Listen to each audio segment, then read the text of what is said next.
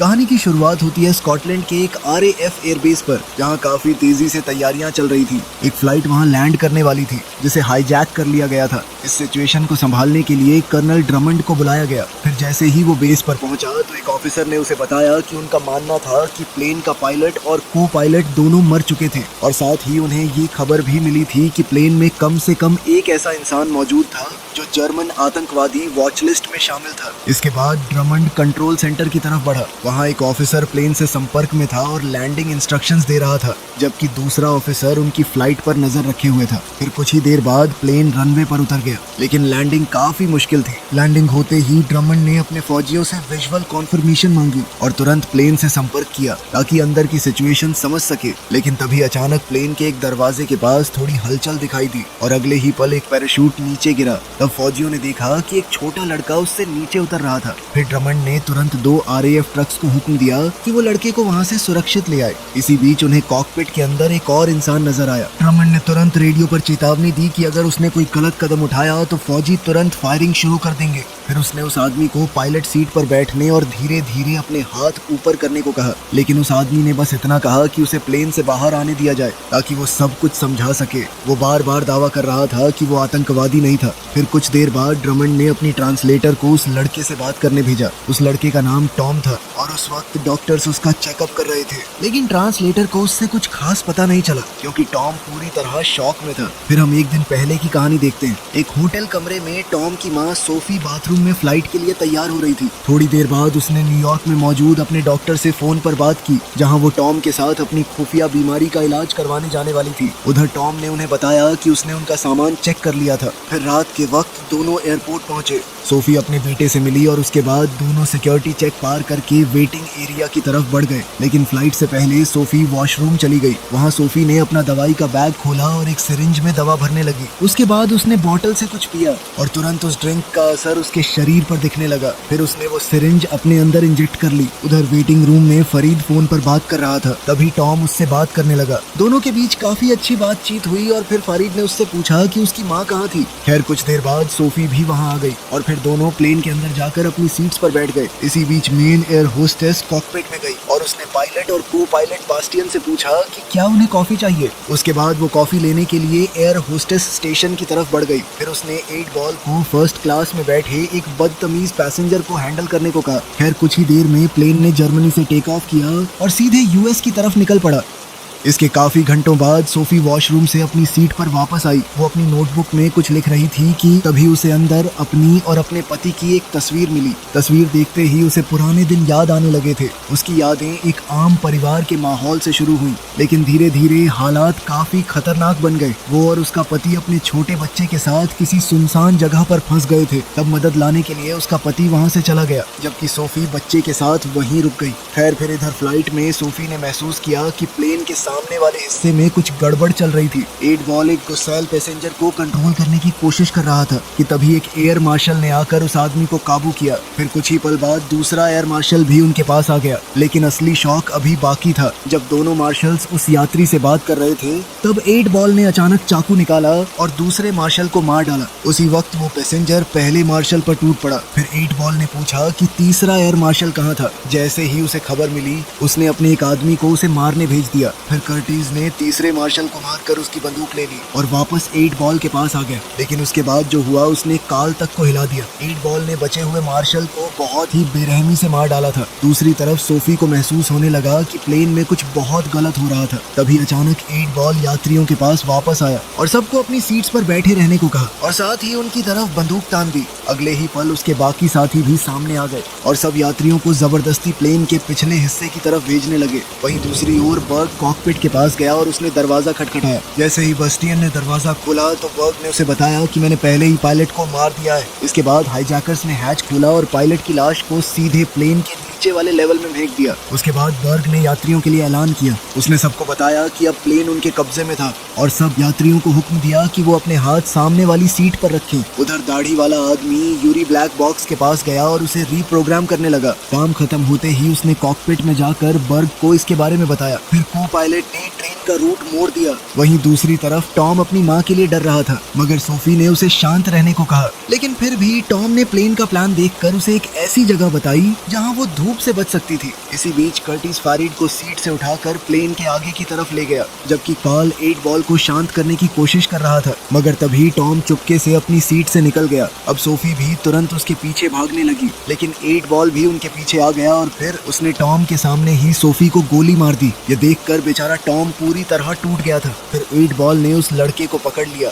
लेकिन कार्ल ने बीच में आकर टॉम को वापस उसकी सीट पर बैठा दिया और उसे वहीं चुपचाप बैठे रहने को कहा। फिर थोड़ी देर बाद बर्ग और कर्टिस कॉरिडोर में मिले और कर्टिस ने उसे बताया कि अभी क्या हुआ था। ये सुनते ही बर्ग सीधे 8 बॉल के पास पहुंचा और उसे चेतावनी दी कि अगर उसने दोबारा ऐसा कुछ किया तो वो उसे खुद मार डालेगा। लेकिन फिर भी उसने सोफी की मौत को बाकी यात्रियों के लिए एक धमकी की तरह इस्तेमाल किया। इसके बाद कहानी फ्लैशबैक में चली गई। हम देखते हैं कि सोफी अपने बच्चे के साथ गाड़ी में बैठी थी और अपने पति का इंतजार कर रही थी, जो मदद लाने गया था। काफी देर तक इंतजार करने के बाद सोफी खुद गाड़ी से बाहर निकली और जंगल के अंदर अपने पति के पैरों के निशान के पीछे चलने लगी। फिर कुछ देर बाद उसे एक सुनसान घर दिखाई दिया। उसे लगा शायद उसका पति अंदर हो, मगर जैसे ही वो घर के अंदर गई उसने जमीन पर खून देखा। वो उस खून का पीछा करते हुए बेसमेंट की तरफ बढ़ने लगी कि तभी अचानक एक वैम्पायर अंधेरे से बाहर निकला और उसके पीछे भागने लगा। बेचारी सोफी ने किसी तरह बेसमेंट में खुद को बंद कर लिया, लेकिन अंदर जाकर उसके होश उड़ गए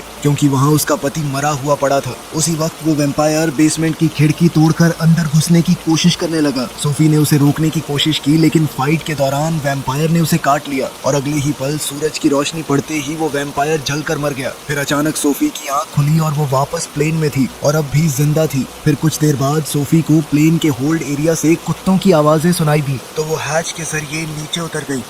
उधर बर्ग फरीद और 2 आदमियों को जबरदस्ती एक आतंकी मैसेज पढ़ने पर मजबूर कर रहा था। इधर होल्ड में कर्टिस और यूरी बॉम्ब बनाने के लिए सामान ढूंढने नीचे आए थे कि तभी सोफी एक गाड़ी के नीचे छुप गई। जल्द ही यूरी बॉम्ब सेट करने लगा। उसी वक्त सोफी एक कुत्ते तक जा पहुंची और उसका खून पीने लगी। वो कुत्ता इतनी जोर जोर से आवाजें करने लगा कि यूरी परेशान हो गया और वापस होल्ड एरिया में आ पहुंचा। लेकिन जैसे ही उसे गाड़ी के पीछे छुपी सोफी दिखी तो सोफी तुरंत उस पर टूट पड़ी और उसे मार डाला। उसी वक्त फरीद भी पैसेंजर्स के बीच आ गया और सीधा टॉम के बगल में जाकर बैठ गया। दूसरी तरफ सोफी का शरीर तेजी से वैम्पायर फॉर्म में बदलने लगा था। उसे महसूस हुआ कि उसके दांत बाहर निकल रहे थे। वो तुरंत अपनी दवाई ढूंढने लगी और इंजेक्शन तैयार करने लगी, लेकिन तभी उसने बर्ग को यूरी से बात करते सुना। बर्ग कह रहा था कि जंप में सिर्फ 10 मिनट बचे थे। ये सुनते ही सोफी वापस यूरी की लाश के पास गई और उसका खून पीने लगी। इससे उसका शरीर और भी तेजी से बदलने लगा। फिर वो धीरे धीरे प्लेन के मेन सेक्शन की तरफ लौट आई। उधर हाईजैकर्स ने यात्रियों से झूठ बोला कि अगर किसी ने अपनी सीट छोड़ी तो वो जहरीली गैस रिलीज कर देंगे। उसके बाद सब होल्ड एरिया में गए जहां उन्हें यूरी की लाश मिली। उसके पास एक कुत्ता खड़ा था जिसे सोफी ने जानबूझकर छोड़ दिया था ताकि ऐसा लगे कि यूरी को उस कुत्ते ने मारा था। इसी बीच सोफी प्लेन के पिछले हिस्से में टॉम को लेने के लिए पहुंच गई थी। उसे देखते ही यात्री घबरा गए और उन्हें लगा कि अब गैस रिलीज हो जाएगी। खैर सोफी टॉम को लेकर कॉकपिट की तरफ बढ़ गई, लेकिन वहां पहुंचकर उन्हें पता चला कि पायलट्स पहले ही प्लेन छोड़कर जा चुके थे। फिर सोफी वापस यात्रियों के पास आई। उसने पूछा कि किसी को प्लेन उड़ाना आता है क्या? इस पर एक आदमी ने कहा कि मैं ट्राई कर सकता हूँ। फिर वो सोफी के साथ कॉकपिट में चला गया। अब जैसे ही दोनों अंदर गए तो सोफी ने फरीद के पहुंचने से पहले कॉकपिट का दरवाजा लॉक कर दिया। उधर हाईजैकर्स स्कूबा गियर पहनकर प्लेन से कूदने की तैयारी कर रहे थे। साथ ही बर्ग उस आदमी के संपर्क में था जो समुद्र में उन्हें पिकअप करने वाला था। वहीं कॉकपिट के अंदर सोफी का शरीर और भी खतरनाक तरीके से बदल रहा था, जिसे देखकर टॉम भी डरने लगा। तभी उस आदमी को समझ आया कि प्लेन ऑटो पायलट पर चल रहा था। इसके बाद सोफी ने सिक्योरिटी मॉनिटर में हाईजैकर्स को देखा और उस आदमी से कहा कि हाईजैकर्स के कूदने तक इंतजार करे और उसके बाद ही ऑटो पायलट बंद करे। लेकिन 8 बॉल को अब समझ आ गया था कि सोफी अभी जिंदा थी। वो उसे ढूंढने के लिए बर्ग के साथ वापस प्लेन में घुस आया। तभी एक यात्री ने उन्हें बता दिया कि सोफी कॉकपिट में थी। ये सुनते ही दोनों कॉकपिट के बाहर पहुंच गए और दरवाजा खोलने को कहने लगे। लेकिन सोफी ने कॉकपिट वाले आदमी से कहा कि प्लेन को फिर से यूएस की तरफ मोड़ दे, मगर वो आदमी बोला कि यूरोप ज्यादा पास था। लेकिन सोफी को देखकर वो इतना डर गया था कि उसने बिना बहस किए उसकी बात मान ली। फिर जैसे ही हाईजैकर्स ने प्लेन के रूट को बदलते हुए देखा तो उन्होंने एक पैसेंजर को मारने की धमकी दे दी। फिर बर्ग ने बिना सोचे उस यात्री को गोली मार दी। इसके बाद उसने सोफी से कहा कि जब तक वो कॉकपिट का दरवाजा नहीं खोलेगी तब तक वो एक एक करके सबको मारता रहेगा। उसके बाद उसने 8 बॉल को हुक्म दिया कि वो अगला शिकार लेकर आए। वो दरिंदा जब भीड़ में गया तो एक छोटी लड़की को पकड़कर बर्ग के सामने ले आया। बर्ग ने अब उस लड़की को सामने खड़ा कर दिया ताकि सोफी उसे देख पाए, लेकिन वो लड़की को कोई नुकसान पहुंचाता उससे पहले ही सोफी तुरंत कॉकपिट से बाहर निकली। अगले ही पल वो बर्ग पर पड़ी और उसके गले में दांत घुसा दिए। ये देखकर बस्टियन और बाकी पैसेंजर्स की रूह कांप गई और वहीं कॉकपिट में मौजूद आदमी ने तुरंत दरवाजा बंद करके लॉक कर दिया। इधर सोफी ने बर्ग का खून पीना खत्म किया और फिर बाकी हाईजैकर्स के पीछे भागी। सब डरकर होल्ड एरिया की तरफ भागने लगे, लेकिन असली मौत का खेल अब शुरू हुआ। बर्ग का शरीर भी धीरे धीरे बदलने लगा था। फिर जैसे ही सोफी ने उसकी आवाज सुनी तो वो तुरंत वापस आई और उसका खात्मा कर दिया। इधर 8 बॉल ये सब अपनी आंखों से देख रहा था। उसके बाद सोफी कॉकपिट के दरवाजे के पास गई और टॉम को बोला कि वो दरवाजा बिल्कुल न खोले, क्योंकि वही उसके लिए सबसे सुरक्षित जगह थी। फिर वो वॉशरूम में चली गई, जहाँ शीशे में उसने देखा कि उसकी ट्रांसफॉर्मेशन कितनी ज्यादा बढ़ चुकी थी। दूसरी तरफ हम देखते हैं कि 8 बॉल ने सोफी का बैग चेक किया और कुछ देर बाद वो उसकी नोटबुक लेकर बाकी हाईजैकर्स के पास लौट आया। नोटबुक पढ़कर उसने सबको बताया कि सोफी असल में एक वैम्पायर थी, लेकिन कार्ल ने अपनी आंखों से कुछ नहीं देखा था। इसलिए जब बाकी लोग सोफी के हमलों के बारे में बताने लगे तो उसने किसी की बात पर यकीन नहीं किया। वो ज्यादा परेशान 8 बॉल की भयानक सोच से था। तभी 8 बॉल ने सबको एक यूवी लाइट दिखाई, जिससे वो सोफी को नुकसान पहुंचाना चाहता था। उधर सोफी ने फिर से अपनी दवाई इंजेक्ट की और तभी एक और फ्लैशबैक शुरू हो गया। हम देखते हैं कि सोफी अपने बच्चे टॉम का ख्याल रखने की कोशिश कर रही थी और साथ ही अपनी खून की भूख भी शांत करने की। लेकिन जब बच्चा लगातार रोता रहा तो एक पल के लिए सोफी के अंदर का राक्षस बाहर आ गया। वो उस पर गुर्राने लगी, लेकिन अगले ही पल वो खुद को रोकने के लिए बाथरूम में भागी और अपने दांत तोड़ डाले ताकि वो टॉम को कभी नुकसान न पहुंचाए। इसके कुछ वक्त बाद सोफी वापस उसी घर में गई जहां वो वैम्पायर बनी थी। वहां उस वैम्पायर का बाप सामने आया जिसने सोफी को काटा था। उस आदमी ने बताया कि उसका बेटा कभी खुद को काबू नहीं कर पाया था, और सच तो ये था कि वो खुद भी नहीं कर पाता था, चाहे वो नॉर्मल दिखने का कितना भी नाटक करे। ये कहकर उसने सोफी को गोली मार दी, क्योंकि उसका मानना था कि उन जैसे लोग सिर्फ बदनसीबी और दर्द लेकर आते थे। वहीं प्लेन में 8 बॉल लकड़ी को छील कर एक भाला बना रहा था, जबकि बाकी हाईजैकर्स इस बात पर बहस कर रहे थे कि अब आगे क्या करना है। तब कार्ल ने बैस्टियन को समझाया कि हमारे पास बस एक ही तरीका है, किसी भी तरह कॉकपिट में घुसकर प्लेन को सही रूट पर लाना होगा। वहीं इसी बीच टॉम कॉकपिट से बाहर आ गया। अंदर मौजूद आदमी उसे रुकने के लिए चिल्लाता रहा, लेकिन टॉम ने किसी की नहीं सुनी। उसने किसी तरह वॉशरूम का दरवाजा खोलकर अपनी माँ को बाहर निकाला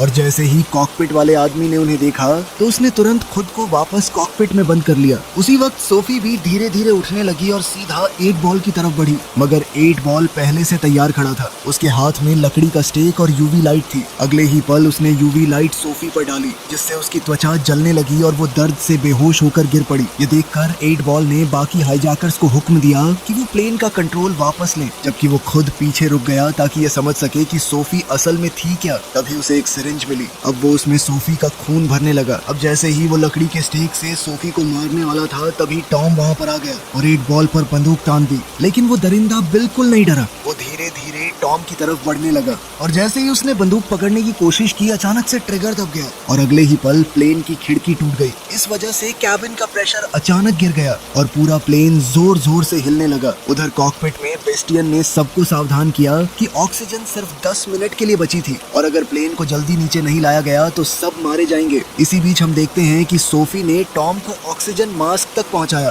फिर उसने जल्दी से बंदूक उठाई और 8 बॉल को गोली मार दी, जिसके बाद 8 बॉल वहां से भागने लगा। दूसरी तरफ हम देखते हैं कि कॉकपिट में मौजूद आदमी एक साथ दरवाजा पकड़कर और ऑक्सीजन मास्क तक पहुंचकर खुद को बचा नहीं पाया और बेहोश हो गया। बस इसी मौके का फायदा उठाकर हाईजैकर्स वापस कॉकपिट के अंदर घुस गए थे। उधर सोफी टॉम को लेकर यात्री वाली साइड आई और उसे फारिद के हवाले कर दिया, मगर तभी अचानक प्लेन और भी नीचे गिरने लगा, लेकिन सोफी सीधे 8 बॉल के पीछे निकल पड़ी। फिर कुछ देर बाद उसने उसे एक बुलेट प्रूफ कार के अंदर छुपा हुआ पाया। अब सोफी ने उस पर कई गोलियां चलाई पर कोई असर नहीं हुआ और फिर 8 बॉल ने कुछ ऐसा किया जिसने सोफी को भी डरा दिया। उसने सिरिंज उठाई और अचानक सोफी का खून खुद के अंदर इंजेक्ट कर लिया। सोफी उसे रुकने की भीख मांगती रही, लेकिन अब बहुत देर हो चुकी थी। अगले ही पल 8 बॉल का शरीर भी बदलने लगा। तब सोफी को समझ आ गया कि उसे रोकने का सिर्फ एक ही तरीका बचा था। अब वो तुरंत माचिस और शराब ढूंढने लगी। फिर वो वापस कार के पास आई और पूरी शराब अंदर डाल दी। फिर अगले ही पल उसने आग लगा दी और 8 बॉल जिंदा जलने लगा। तब आग की रोशनी में सोफी को उस पुराने वैम्पायर की बातें याद आईं कि उन जैसे राक्षसों को अपनी बुराई दुनिया में फैलने नहीं देनी चाहिए। फिर सोफी ने 8 बॉल का चेहरा बार बार कुचलना शुरू कर दिया, लेकिन आखिरी वार से पहले 8 बॉल ने उससे एक बात कही। उसने कहा कि वो कभी अपने अंदर के राक्षस को काबू नहीं कर पाएगी। इसके कुछ देर बाद प्लेन आखिरकार स्टेबल हो गया, लेकिन हाईजैकर्स ने देखा कि होल्ड एरिया में आग लगी थी। वो नीचे जाने ही वाले थे कि तब तक सोफी किसी तरह आग पर काबू कर चुकी थी और वापस प्लेन के अंदर घुस रही थी। लेकिन जैसे ही हाईजैकर्स ने उसे देखा तो उन्होंने तुरंत फायरिंग शुरू कर दी। ये देखकर सभी यात्री बुरी तरह घबरा गए और सब आगे की तरफ भागने लगे। उन्हीं में फारिड भी था जो टॉम को लेकर भाग रहा था। मगर बाद में हाईजैकर्स जब वापस बुलेट प्रूफ कार के पास पहुंचे तो उन्होंने देखा कि 8 बॉल अभी भी जिंदा था, लेकिन अगले ही पल वो अचानक कर्टिस पर टूट पड़ा और उसका खून पीने लगा। फिर वो कार से बाहर निकला और बाकी लोगों के पीछे भागने लगा। उधर सोफी ने होल्ड एरिया का दरवाजा बंद कर दिया था। तभी उसे टॉम की आवाज सुनाई दी जो चिल्लाकर कह रहा था, ये सब लोग मुझे मारना चाहते हैं। लेकिन फरीड ने तुरंत कहा कि वो उसे कोई नुकसान नहीं पहुंचाएंगे। लेकिन बाकी पैसेंजर ऐसा ही सोच रहे थे, क्योंकि उसी वक्त एक पैसेंजर ने सोफी पर गोली चला दी। ये देखते ही सोफी उस पर टूट पड़ी। बाकी लोग उसे रोकने की कोशिश करने लगे, लेकिन वो सबको झटके से हटाकर सीधे फारिद की तरफ बढ़ने लगी। लेकिन फिर टॉम ने किसी तरह उसे समझाया और फारिद को न मारने के लिए मना लिया। लेकिन इतने में उस दूसरे पैसेंजर ने उस पर बंदूक तान दी थी। लेकिन तभी सोफी को होल्ड एरिया से दूसरे वैम्पायर्स की आवाजें सुनाई दी। उसे समझ आ गया था कि अगर वो वापस प्लेन में आ गए तो सब खत्म हो जाएगा। अगले ही पल वो नीचे भागी और 8 बॉल को एक दरवाजे के पीछे बंद करने की कोशिश करने लगी। फरीद भी उसकी मदद के लिए नीचे आ गया, लेकिन 8 बॉल ने तुरंत उसे काट लिया। तभी दूसरे आदमी ने 8 बॉल को गोली मार दी जब वो दरवाजा तोड़कर बाहर निकलने लगा था। लेकिन अब फारिद जख्मी हो गया था और फिर सोफी को एक बहुत ही मुश्किल फैसला लेना पड़ा। उसने तुरंत फारिद का हाथ काट डाला ताकि इन्फेक्शन उसके पूरे शरीर में न फैल सके। इसी बीच नीचे से कर्टिस, जो पूरी तरह से वैम्पायर बन चुका था, प्लेन में घुसने की कोशिश कर रहा था। लेकिन सोफी ने किसी तरह कर्टिस और 8 बॉल दोनों को खत्म कर दिया और एयर होस्टेस को वैम्पायर बनने से बचा लिया। उसके बाद वो वापस यात्रियों के पास गई जहां उसे बस्टियन मिला। फरीद भी सबको समझा रहा था कि सोफी उनकी मदद कर रही थी। फिर सोफी बस्टियन को लेकर कॉकपिट में गई। वहाँ बस्टियन ने बताया कि फ्यूल बहुत कम बचा है और उन्हें जल्दी से पास में एयरपोर्ट ढूंढकर लैंडिंग करनी पड़ेगी। इसके बाद फरीद और टॉम ने सोफी को समझाया कि वो कॉकपिट के नीचे वाली अंधेरी जगह में चली जाए, जबकि फरीद खुद बस्टियन के साथ वहीं रुक गया। फिर कुछ देर बाद जैसे ही पायलट का संपर्क पास के RAF एयरबेस से हुआ तो उसने उन्हें बताया कि प्लेन हाईजैक हो गया था। लेकिन उन्होंने जैसे तैसे हाईजैकर्स को हराकर कार्गो होल्ड में बंद कर दिया था। वहीं दूसरी तरफ टॉम अपनी माँ की दवाई ढूंढने के लिए ऊपर चला गया और तभी यात्रियों को होल्ड एरिया से वैम्पायर्स की खौफनाक आवाजें सुनाई देने लगी। उनमें से एक जख्मी पैसेंजर, जो कि वैसे भी मरने ही वाला था, खुद वैम्पायर्स के पास चला गया। उसने 8 बॉल को आजाद कर दिया और खुद को काटने के लिए बोला। लेकिन 8 बॉल ने तो उसकी तरफ देखा तक नहीं। वो सीधे भागकर बाकी यात्रियों पर टूट पड़ा। सोफी और फारिड ने देखा कि हर तरफ सिर्फ चीखें और खौफनाक मंजर था और बाकी यात्री जान बचाने के लिए कॉकपिट का दरवाजा तोड़ने की कोशिश कर रहे थे। मगर बेस्टियन ने कॉकपिट का दरवाजा खोलने से सीधे मना कर दिया। तब सोफी को समझ आ गया था कि प्लेन को लैंड करवाना बहुत खतरनाक होगा, क्योंकि अगर वैम्पायर्स बाहर निकल गए तो सब बर्बाद हो जाएगा। लेकिन फरीद का मानना था कि उन्हें प्लेन लैंड करना चाहिए और उसके बाद उसे बॉम्ब से उड़ा देना चाहिए। बस इसी प्लान के साथ वो दोनों फ्यूल टैंक के पास गए ताकि बॉम्ब सेट कर सके। अब वहाँ उन्हें डेटोनेटर तो मिल गया, लेकिन टाइमर मिसिंग था। हालात समझते हुए सोफी खुद को कुर्बान करने को तैयार हो गई। उसने कहा कि जब सब प्लेन से बाहर निकल जाएंगे तब वो खुद ब्लास्ट करेगी। लेकिन टॉम अपनी माँ को मरने के लिए छोड़ने को तैयार नहीं था। अगले ही पल वो UV लाइट लेकर होल्ड एरिया की तरफ भाग गया ताकि हाईजैकर्स का टाइमर ढूंढ सके। नीचे पहुंचते ही वैम्पायर्स उसके पीछे पड़ गए, लेकिन टॉम किसी तरह सबसे बचता हुआ आगे बढ़ता रहा। आखिरकार उसे सही टाइमर मिल गया और वो लेकर कॉकपिट की तरफ लौटने लगा। लेकिन तभी वैम्पायर्स ने उस पर हमला कर दिया और उसके हाथ से UV लाइट गिर गई। इधर कॉकपिट से सोफी ये सब देख रही थी और अगले ही पल वो टॉम को बचाने के लिए भाग पड़ी। जाने से पहले उसने बैस्टियन से पूछा कि प्लेन सही डायरेक्शन में जा रहा है ना। बैस्टियन ने बताया कि प्लेन ऑटो पायलट पर है और अब एयर ट्रैफिक कंट्रोल वालों की मदद से कोई भी सुरक्षित लैंडिंग करवा पाएगा। तब सोफी फेरिड की तरफ मुड़ी और उससे वादा लिया कि वो हमेशा टॉम का ख्याल रखेगा। उसके बाद उसने बास्टियन का खून पीना शुरू कर दिया, क्योंकि वो जानती थी कि अब वो पूरी तरह वैम्पायर बनने वाली थी। दूसरी तरफ टॉम को वैम्पायर्स ने घेर लिया था। तभी 8 बॉल ने उसकी चीख सुन ली और उसे अपना शिकार बनाने का ऐलान कर दिया। लेकिन उसके टॉम तक पहुंचने से पहले ही सोफी उस पर टूट पड़ी और फिर होल्ड एरिया में दोनों वैम्पायर्स के बीच खतरनाक फाइट शुरू हो गई। फाइट के दौरान 8 बॉल ने सोफी को काट लिया, लेकिन तब टॉम को एक खतरनाक आइडिया आया। उसने होल्ड का दरवाजा खोलकर प्रेशर ब्लास्ट करने का प्लान बनाया ताकि सोफी 8 बॉल को बाहर धकेल सके। इसी बीच कॉकपिट में फरीद ने देखा कि टॉम नीचे अकेला फंस गया था और तभी 8 बॉल किसी तरह वापस प्लेन के अंदर आ गया और सीधे टॉम की तरफ बढ़ने लगा। इधर हालात देखते ही फरीद ने ऑटो पायलट बंद कर दिया और पूरे प्लेन को एक साइड टिल्ट कर दिया। अगले ही पल सूरज की रोशनी सीधे 8 बॉल पर पड़ी और वो जलकर मारा गया। उधर टॉम ने अपनी माँ को बचाने के लिए अपना ही खून उसे पिला दिया। कुछ पल बाद सोफी होश में आ गई, लेकिन अब वो मुश्किल से खुद को कंट्रोल कर पा रही थी। वो बार बार टॉम पर हमला करने वाली थी, इसलिए उसने खुद ही उसे दूर धकेल दिया और रेंगते हुए वापस होल्ड एरिया में चली गई। इसके बाद RAF बेस पर हम देखते हैं कि टॉम बार बार ट्रांसलेटर से कह रहा था कि फरीद को बचा लो, लेकिन वो रेसिस्ट ऑफिसर कहने लगी कि फरीद मेरे लिए बस एक आतंकवादी है और कुछ नहीं। मगर टॉम बार बार उन्हें समझाने की कोशिश कर रहा था कि उसे वैम्पायर से बचाना बहुत जरूरी है, वरना सूरज ढलने के बाद सब खत्म हो जाएगा। लेकिन किसी ने उसकी बात पर ध्यान नहीं दिया। आखिरकार डॉक्टर्स ने उसे नशे की दवा देकर बेहोश कर दिया और ड्रमंड ने फिर से पूरी कमांड संभाल ली। उसने अपने फौजियों को रुकने का हुक्म दिया, जबकि प्लेन के अंदर वैम्पायर्स बची हुई लाशों पर टूट पड़े थे।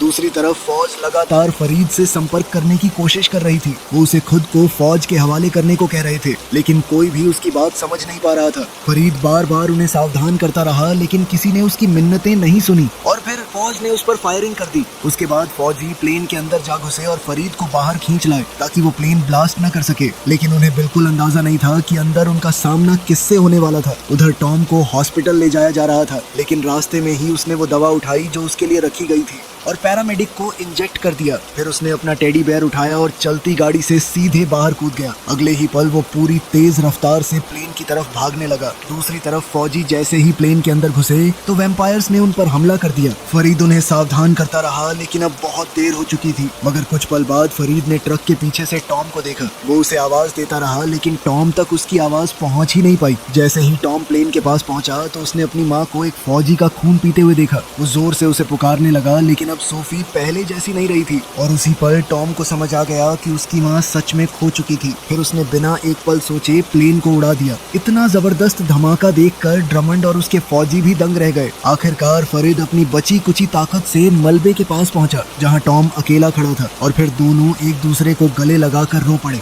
वीडियो पसंद